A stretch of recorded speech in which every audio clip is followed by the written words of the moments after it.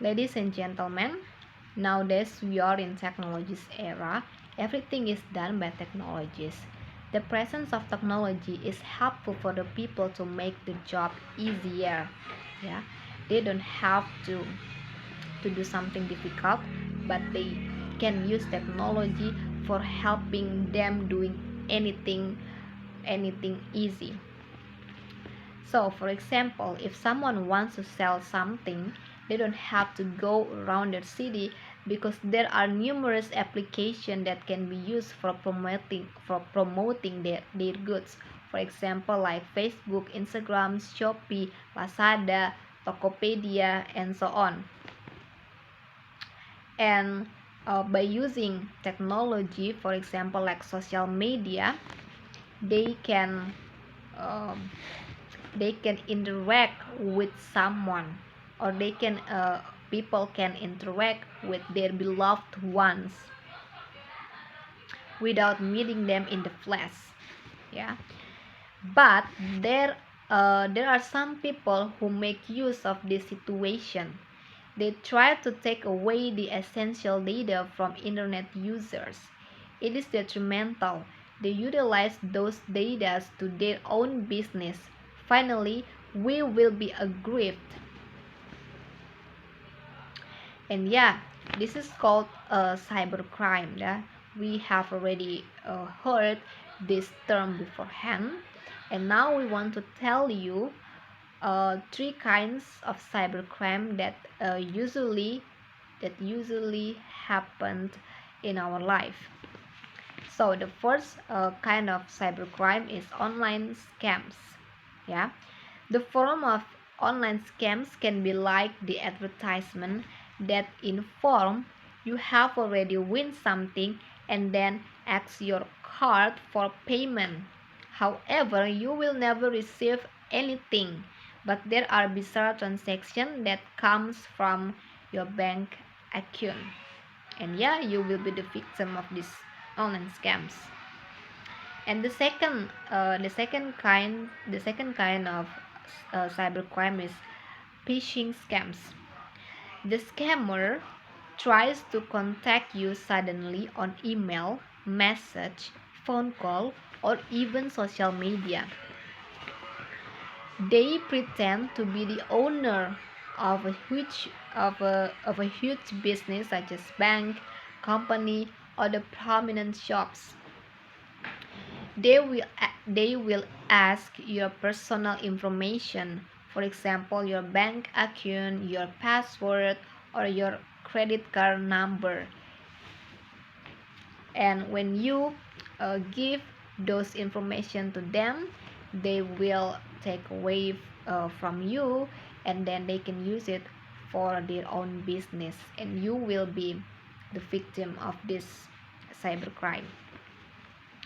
And the last kind of cybercrime is cyberbullying. Yeah, it always happens. And yeah, we can see that all the time on social media such as Facebook, Instagram, or another social media. It is detrimental. It happens because the ocnum wants to revenge to the victim. They usually post pictures and video that would offend the victim. For example, like they spread naked photos to social media to humiliate the victim. Yeah. If you see the kind of cybercrime that we have already explained to you, it happens in front of our eyes. We are witnesses of this case. So many people feel threatened by this crime. They can't live safely because they are terrorized on the internet. That's why the presence of military can help so much this victim of cybercrime. The best scenario if militaries invest more in technology is they can protect so many vulnerable people from cybercrime. And the worst scenario is there will be so many people die because they can stand with cybercrime, and many apps are full of crime. Can you imagine that so many people will die because they can stand with this situation. And if you are experiencing it, or if you have ever experienced it, you can feel what they feel. Yeah, you can feel what they feel. And if we compare with the militaries, if they just focus on their human resources or conventional weaponry, when they just focus on creating tanks or guns, it it can bring the benefit, because when you have already created tanks or guns, it can be benefit for you when you are in war.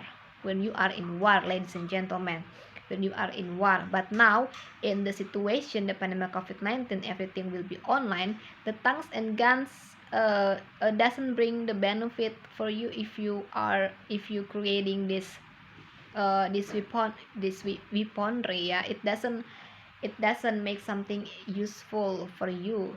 If you want to do the war, you can, yeah, you can focus, or the military can focus on human resources or conventional weaponry. But now, pandemic of COVID-19, yeah, we have to all the people around the world uses technology. they they doing something online. They arrange their meeting on online. That's why the military have the main have important role to protect so many people. And then finally they can do something safely, and they can be threatened by the cybercrime.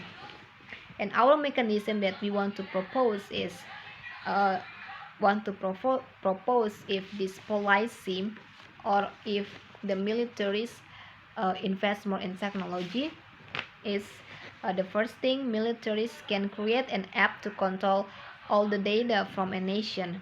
And the second thing, if they found something suspicious, they can block them so that they can use technology anymore. Or maybe when militaries know there's someone, they can, yeah, they can give them punishment. So our goal is, the first thing, we want to create comfortable environment on the internet without feeling threatened. And the second thing, as I tell you, as we tell you from our mechanism, we want the actor of cybercrime can be punished, and finally don't do it anymore. So that's why we strongly agree with the motion with this motion. Thank you.